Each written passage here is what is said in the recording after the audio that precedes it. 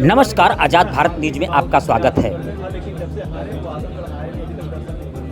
देखिए, वो बातें ख़त्म कर दीजिए। जब जनता ने कल अपनी मोहर लगा दी, ये बातें कोई नई नहीं थी। ये बातें चुनाव में भी बहुत हुई।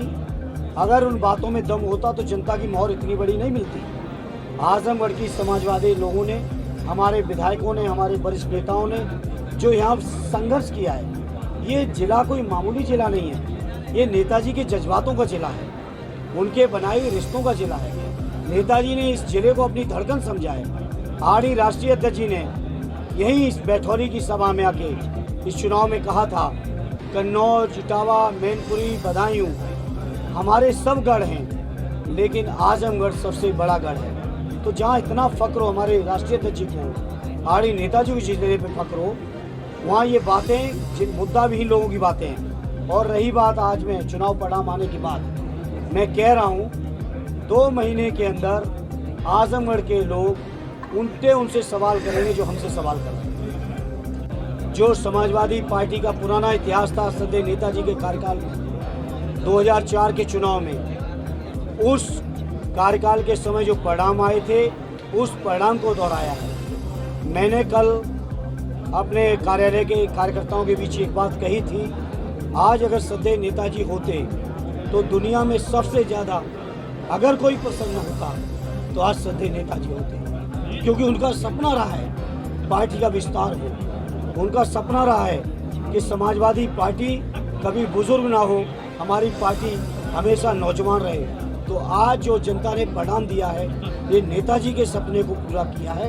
आरडी अखिलेश यादव जी के नेतृत्व में एक बार फिर हमारी समाजवादी पार्टी वहीं पर पहुंच गई है जो सदैव नेताजी के समय टॉप पर थी।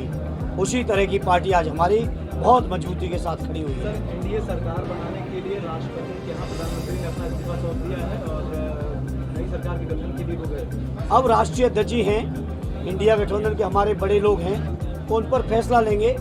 हम चूँकि आजमगढ़ के लोगों ने बहुत विपरीत चुनौतियों में बहुत कष्ट और संघर्ष करने के बाद हम दोनों भाइयों को जिता के भेजा है। ऐसा मैंने मीडिया के साथियों, मैंने 6ठा चुनाव लड़ा है। बाबूजी मुझे लग रहा 10 से ज़्यादा लड़ चुके होंगे। आरडी दुर्गा जी इतने चुनाव लड़े, जीते। आरडी आलमबदी साहब और सभी बड़े नेता लोग जो 10-10, 15-15 चुनाव खुद लड़े हैं, लड़ाए हैं पार्टी को। कभी मैंने नहीं देखा था काउंटिंग एजेंट के पास अलॉट होने के बाद, इशू होने के बाद उन काउंटिंग एजेंट को पुलिस के लोग धमकाएं और नोटिस दें। ये आजमगढ़ में हुआ है। परसों रात हमारे सैकड़ों कार्यकर्ताओं को पुलिस के लोगों ने धमकाया है, फ़ोन करके नोटिसें भेजी हैं, घरों में दबिश मारी है। सोचो किस चुनौतीपूर्ण माहौल में कार्यकर्ताओं ने संघर्ष किया। कुछ साथियों को हमारे बंद भी किया। कुछ हमारे साथी जो समझ गए कि हो सकता हो तो घर छोड़ के सोए। अब जो मुकदमे होंगे सब हम लोग न्यायालय में निपटेंगे और न्यायालय हमको न्याय देगा। ये गूंगे बहरे लोगों से न्याय की उम्मीद नहीं है, लेकिन न्यायालय हम लोगों को न्याय देगा। सर, मायावती जी ने कहा है कि हम उसका आकलन कर रहे हैं और मुस्लिम समाज हमको धोखा दिया है। इस तरीके के उनके बयान आ रहे हैं। देखिए, अब उनके बारे में हम कुछ नहीं कहेंगे। हम एक चीज़ की हम लोगों को चिंता थी और मुझे खुशी है, फ़ख्र है और मैं आभार व्यक्त करता हूँ अपने दलित भाइयों का, जो देश के सामने चुनौती थी संविधान बचाने की, लोकतंत्र बचाने की। उस चुनौती में उन्होंने हमारे नेता आरडी अखिलेश यादव जी और हमारी पार्टी के साथ दिया है। मैं इस मौके पर अपने दलित भाइयों का विशेष तौर पे आभार व्यक्त करता हूँ। अपने पिछड़े वर्ग के लोगों का विशेष तौर पे आभार व्यक्त करता हूँ।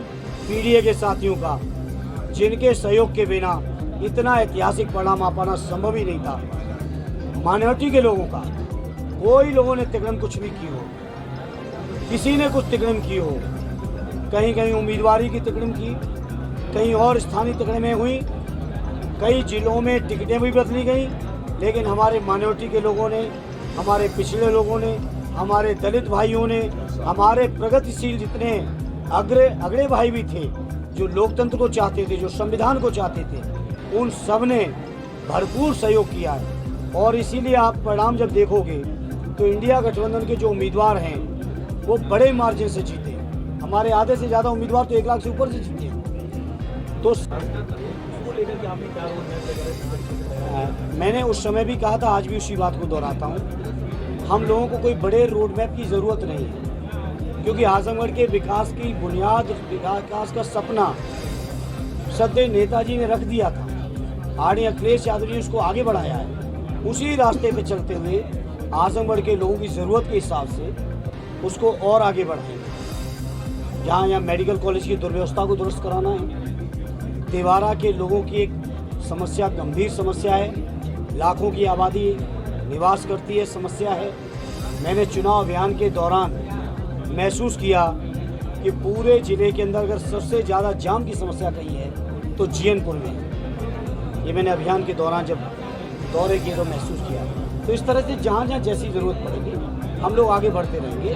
सर, बीजेपी का जो टूटा है इसके पीछे क्या फैक्टर है? जी, बीजेपी का जो टूटा है इसके पीछे क्या फैक्टर है? बीजेपी के लोगों ने जनता को धोखा दिया है। 14 से लेके आज 24 आ गई, 10 साल में 5वां चुनाव है। 14 का चुनाव हुआ, 17 का हुआ, 19 का हुआ, 22 का हुआ, 24 का हुआ।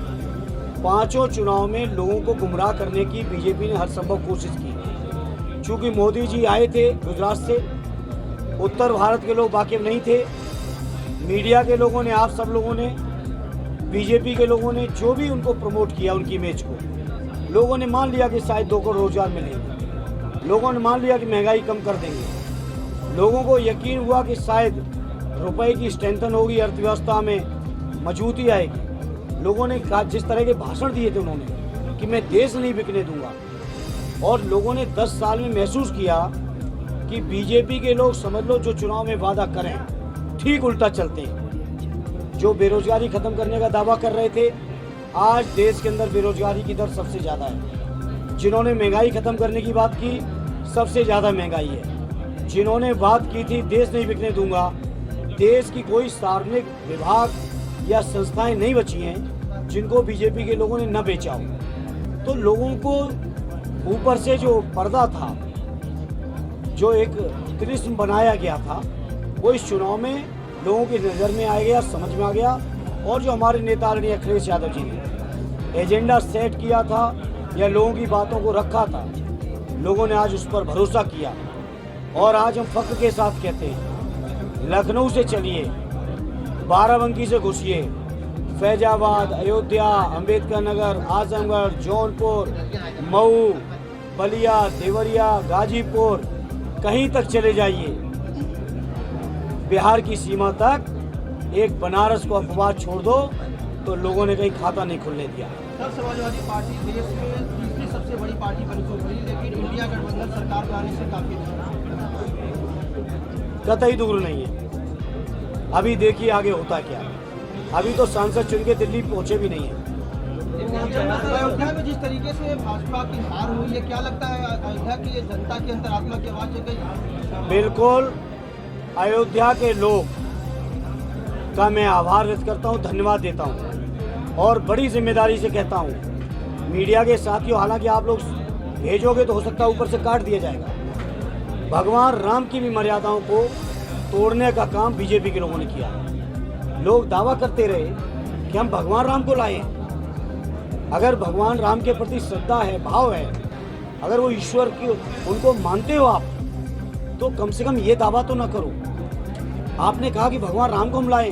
भगवान राम त्रेता युग में थे, भगवान राम हर जगह हैं, लेकिन बीजेपी के लोग ये दावा करते घूम रहे हैं। यही नामांकन के दिन बीजेपी के प्रदेश अध्यक्ष आए थे, आज आप उनकी रिकॉर्डिंग्स उठाइएगा और क्या कह के गए थे।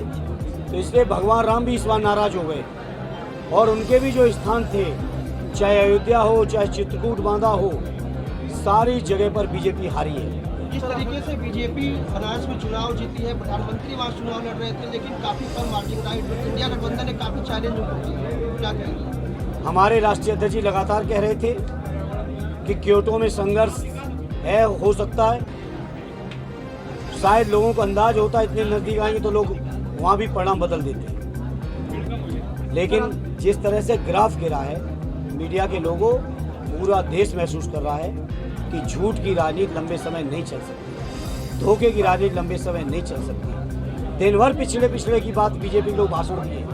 आप बताओ, 350 लेटरल एंट्री की है IAS की पोस्ट में। मैं लगातार पूरे चुनाव में प्रेस के माध्यम से पूछा और अब संसद में खड़े होकर जाके पूछूंगा कि बताओ कितने दलितों को, कितने आदिवासियों को, कितने पिछड़ों को आपने भागीदारी दी। बताएं बीजेपी के लोग। देश की राष्ट्रपति भवन के सचिवालय में, प्रधानमंत्री सचिवालय में, देश के जितने भी बड़े पद हैं सचिव स्तर के, उन पर PSUs हैं, उनमें मुख्यमंत्री के तौर पे, उनमें गवर्नर के तौर पे हैं, तो उनमें देश की जितनी भी की पोस्टें हैं, आज संसद में जाने के बाद चूंकि आजमगढ़ के लोगों ने अपना आशीर्वाद देके मौका दिया है, तो जाके इस सवाल पूछेंगे कि बताएं बीजेपी के लोग 10 साल में क्या किए हैं। धोखा जातिगत जनगणना पर जब बीजेपी विपक्ष में थी 2010 और 11 में, उस समय जातिगत जनगणना का समर्थन कर रहे थे और जब सत्ता में आए कई बार संसद में ये सवाल उठा। लगातार बीजेपी के लोगों ने डिनाई किया कि हम जातिगत जनगणना नहीं कराएंगे। इससे बीजेपी के लोग जो पिछड़े विरोधी हैं, जो दलित विरोधी हैं, जो संविधान बदलना चाहते थे, इनको उत्तर प्रदेश की जनता ने जवाब दिया है। सर, सरकार बनाने के लिए अभी तकरीबन 41 सीटें आप पीछे हैं। एनडीए के कुछ साथी के आपके संपर्क में है तो क्या बात? देखिए, अभी हम तो आजमगढ़ का कल प्रमाण पत्र लिए हैं और मैं प्रयास में हूं कि हम सभी लोगों को धन्यवाद दें और आपके माध्यम से पूरे क्षेत्र के लोगों को धन्यवाद पहुंचाएं। यूपी की जनता ने सबसे ज्यादा सीटें दी हैं समाजवादी पार्टी को। अखिलेश यादव एक बड़ा चेहरा पर तो क्या कहना है? आणी अखिलेश यादव जी